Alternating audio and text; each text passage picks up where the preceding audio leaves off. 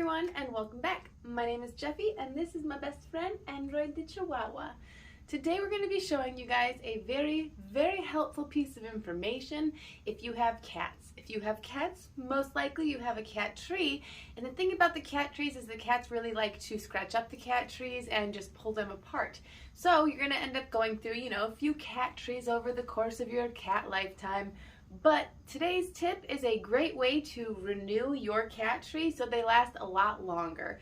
The reason that I ended up doing this myself was because I got a $500 cat tree on clearance for like a little under $200, and I was excited. It's gorgeous. It's the centerpiece of my living room. But, of course, like I just described, over time cats destroy them. And so I was looking at it, getting kind of sad, like, I can't afford another $500 cat tree. I don't think I'll be able to do another one on clearance. I was like, what do I do? Okay, so I'll tell you what I do. I found some material. This is the same material. I believe it's fleece. It's from those cut tie blankets, but really you could use anything. This fleece feels very sturdy though. Okay, and the second thing you're gonna need, oh excuse me, Android, what a good Chihuahua. He's the best Chihuahua in the whole world. That's why he has so many cats. The second thing you'll be needing is a staple gun, and yeah, just a regular staple gun. I got this thing on Amazon. I can link one in the description for you guys. I cannot tell you how many projects I've used this thing on. I'm shocked they work so well.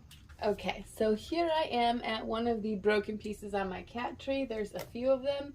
First thing I'm going to do is just rip off this little piece of fabric that was on from before. We're not going to be needing that anymore. And then I'm going to see what we have going on here with these things. If these can be saved, I want to save them. So anything I can wrap around, I'm going to. And then I'm just going to staple the ends back in.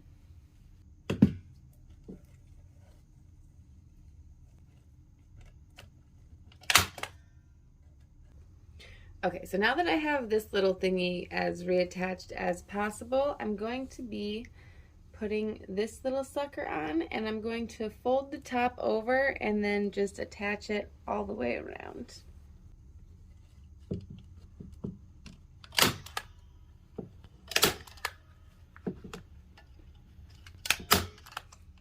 Okay, so once I have it attached from that top piece, I'm just going to do that same thing on the bottom where I fold it over. Now, because this is not as perfect where I restapled it, I'm going to go ahead and let that overlap just a little bit.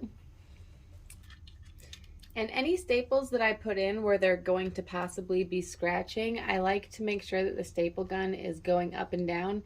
That way their nails can't catch in the staples. Alright, I have about 50% of our fabric attached right now, and it's of course attached at the top and the bottom.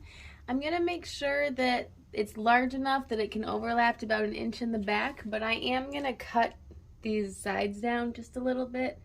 I think I overestimated how long of a piece I was going to need. Okay, then I'm just going to complete stapling all the way around. Alright, there you have it, a perfectly fixed up kitty cat scratcher.